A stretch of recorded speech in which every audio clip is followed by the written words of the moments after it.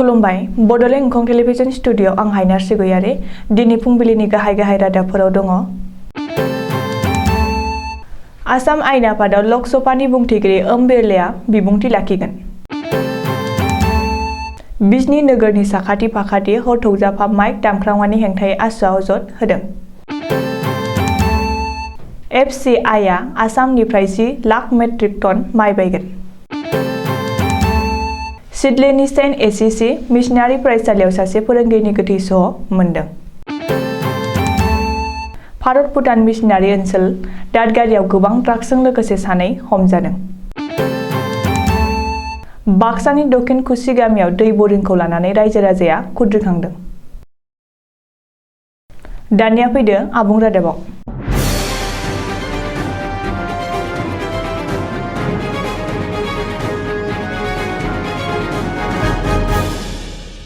भारत लकसभानि बुंथिगिरि ओम बिरलाया दिनै शुक्रबारखालि आसाम आयेन आफादाव नुजाथिनानै बिबुंथि होगोन। लोगोसे बे खाबुआवनो बुंथिगिरि ओम बिरलाया गासै 3 खामानि मावगोन होननानै सुलुङाव फोरमायदों। सेथियाव आसाम आयेन आफादनि सेन्ट्रेल हलाव लाइभ डिजिटेल पर्टेलखौ बेखेवनानै होगोन आरो बे हाबाफारियाव आसामनि गिबि मन्थ्रि डक्टर हिमन्त बिश्व शर्मा, आसाम आयेन आफादनि बुंथिगिरि बिश्वजित दैमारी, हेंथा दोलोनि दैदेनगिरि देबब्रत सयखियामोनजों लोगोसे आयेन आफादनि गासैबो सोद्रोमाफोरा बाहागो लागोन होननानै मिथिहोदों।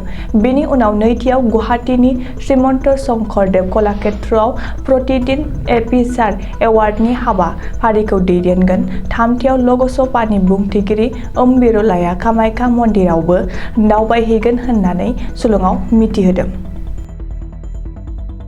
चिरां जिल्लानि बिजनी नोगोर आरो बेनि साखाथि फाखाथि ओनसोलाव हर थौजाफा एबा हरसे थारला माइक दामख्रावनायाव साखाथि फाखाथि थानाय रायजो राजाफ्रा जोबोर खस्थ' मोननांनायखौ नोजोर होनानै आसनि मावथिफोरा बिजनी महकुमानि महकुमा बेंगिरिनि आखायाव गांसे गोसोखां बिलाइ गथायनानै हरनि 12 रिंगानि उनाव माइक दामख्रावनायखौ होबथानांगौ आरो आयेननि राहा लानांगौ होननानै दाबि दैखांदों।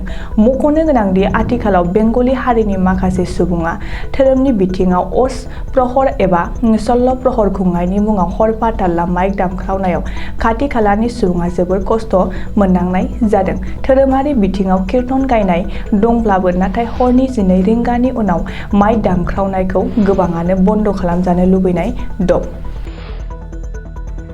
आसामनि आबादारिफोरनिफ्राय भारतीय आदार निगम एबा FCI आ फैगौ बोसोर 2022 आव गासै 10 लाख मेट्रिक टन माइ बायगोन होननानै आसामनि गिबि मन्थ्रि डक्टर हिमन्त बिश्व शर्माया आसाम आयेन आफादनि जथुमाव बुंदों। CPMनि MLA मनरन्जन तालुकदारनि सोंनाय फिननायाव गिबि मन्थ्रि डक्टर हिमन्त बिश्व शर्माया आबाद मन्थ्रि अतुल बरा बुंनांगौखौ बारस'नानै बे बाथ्राखौ बुंदों।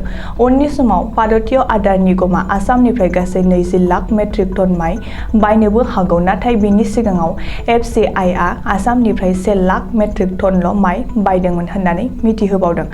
अदेबानि CPMनि MLA मनरन्जन तालुकदारा गिबि मन्थ्रि डक्टर हिमन्त बिश्व शर्मानि बे बुंथिनायाव गोजोनाखै। मानो होनोब्ला आबाद बिफाना बेफोरनि सोमोन्दै दासिमबो जेबो खौरां एबा बिथोन मोनथ'वाखै। चिरां जिल्लानि सिडलीआव सेन्ट एसिसि मिशनारि फरायसालिनि खथा सिङाव असमिया आयदानि लोगो फोरोंगिरि बाप्पा साहाखौ फासि नांनानै थैनाय हालोदाव मोननो हादों। बाप्पा साहाया चिरां जिल्लानि बासुगाव नोगोरनि थागिबिमोन आरो बै फरायसालियाव असमिया आयदानि फोरोंगिरि खामानि मावदोंमोन। गोथै सह'खौ पुलिसआ बोखांहैनायनि उनाव बाप्पा साहानि नखरनिफ्राय खौरांगिरिनि सिगाङाव फोरमायदों दि बियो गाव हारसिङै फासि नाङाखै, बिखौ सोरबायासो बुथारनानै फासि नांनानै थैनाय हालोदाव साजायनानै दोनदों होननानै गोख्रों अजद दैखांदों। अदेबानि गोथै सह'खौ पस्टमर्टेम खालामनायनि उनाव पुलिसनि रिपर्टआ मा जायो बेनि सायावसो गुबै बाथ्राया सोनारसिगोन। चिरां जिल्लानि भारत भुटान सिमायारि ओनसोल दादगारियाव निसा नांग्रा एबा फेहोग्रा स्पाम्स मुंनि टेब्लेट गासै 1392 गरजों लोगोसे सानै ड्राग्स फालांगिखौ दादगारि थानानि पुलिसआ हमनो हादों। पुलिसनि सुलुङाव फोरमायनाय बादिब्ला हमजानाय ड्राग्स फालांगिरिनि मुङा फारियै गाम्बारिबिलनि बिकास नार्जारी आरो दादगारिनि थागिबि कुन्ज बाबर। बिसोर सानैबो गोसोम गाबनि गंसे पालसार बाइकजों सान्तिपुरनिफ्राय दादगारि फारसे थांनाय समाव पुलिसनि मोनसे नाका पार्टिया बिसोरखौ सिग्रोमनो लाखिदोंमोन।